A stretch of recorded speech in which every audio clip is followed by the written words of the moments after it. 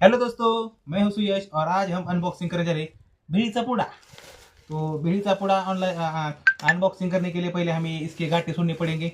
गांठें छोड़ने के बाद थोड़ा सा ऐसे मुड़पना पड़ेगा और मुड़पने के बाद यहाँ पर ऐसा जो स्ट्रक्चर दिखता है पेपर का वो बहुत ही स्मूथ है। और इस तरह से हमें इसको थोड़ा सा नहीं, ऐसा कुछ नहीं करना है, इस तरह से इसका इंटरफेस दिखता है। और दूसरा इसके साथ एक एडिशनल इक्विपमेंट मिलता है जिसके साथ हमें मिलता है एक स्प्राइट का बोतल और ये दूसरा एक स्प्राइट का बोतल और कांदा कांदा और चिरलेला भी कांदा. सकाळचाच कांदा आहे, ताजा कांदा आहे, मस्त कांदा आहे. त्यानंतर आपण हे दुसरं एक पॅकेट मिळतंय ते आपण खोलून पाहूया याच्यामध्ये काय मिळतंय.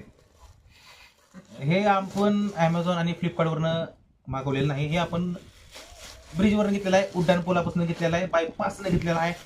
आणि याच्यासोबत आपल्याला मिळाले आहे मकाची पापडी, अतिशय क्रिप्सी क्रंची आणि खूपच अशी टेस्टेड अशी ही लज्जतदार. आपण आता सुलकाईच्या मंदिरापाशी आहे आणि सोलापूर जिल्ह्यातील सर्वात उंच ठिकाण हे आपलं माळशेज तालुक्यामध्ये सुलकाईचं मंदिर आहे. आणि या मंदिराच्या पायथ्याशी आपण ह्या भेळीचा या स्प्राईटच्या बाटलीचा आस्वाद घेणार आहे. आणि ह्या आस्वाद घेण्यासाठी माझ्यासोबत आलेले आहेत आमचे कोल्हापूरचे मामा. हे कोल्हापूर जिल्ह्यातील आहे, मी सोलापूर जिल्ह्यात आहे, मंदिर सोलापूर जिल्ह्यात आहे. सोलापूर जिल्ह्यात सर्वात उंच ठिकाण आहे.